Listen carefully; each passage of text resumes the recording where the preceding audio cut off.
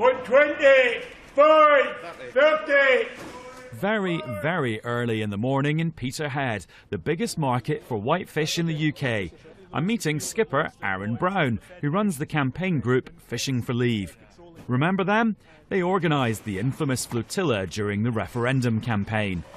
Now Aaron has penned a 100-page plan for the industry when it leaves Europe's Common Fisheries Policy, the CFP.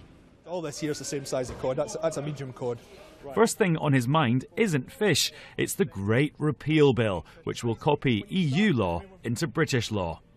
Article 50 gives us a clean slate to leave. The EU's agreed that, and if we re-adopt all the legislation, then we've effectively re-agreed to it and nailed our feet to the floor.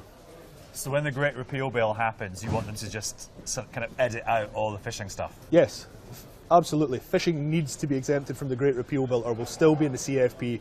Who do you think should have access to our fishing waters? Well, to begin with, only UK vessels should have access. Thereafter, we can do the same as what Norway, Iceland, Faroe do and negotiate on an equal exchange barter basis with the EU. But as we have the lion's share of resources in northwestern European waters, we don't need EU waters.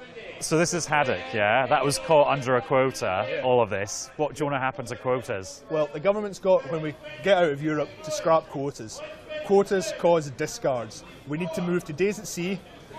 What does that mean, days at sea? Well, days at sea would mean vessels would be able to retain all the fish you catch instead of having to discard like you do under quotas, where you have to steam all over the sea, catching more and more and more fish just to find what you're allowed to keep to match your quota. Well, days at sea, a vessel goes out, it's limited by its time, and you keep all the fish you catch, and that means better science, better profitability and better sustainability. Personally, I just hope they ditch the rules forcing reporters to wear funny hats. The UK government hasn't said much about its plans for the fishing industry, but there's a clue in the Brexit white paper where it says it wants to reach a deal that's mutually beneficial for the UK and the EU, which suggests they're not aiming for the hard Brexit that campaigners would like. And the Fishing for Leave vision isn't shared by everyone in the industry. An industry that's so entwined with Europe that what happens to it will tell us a lot about the whole process of our departure.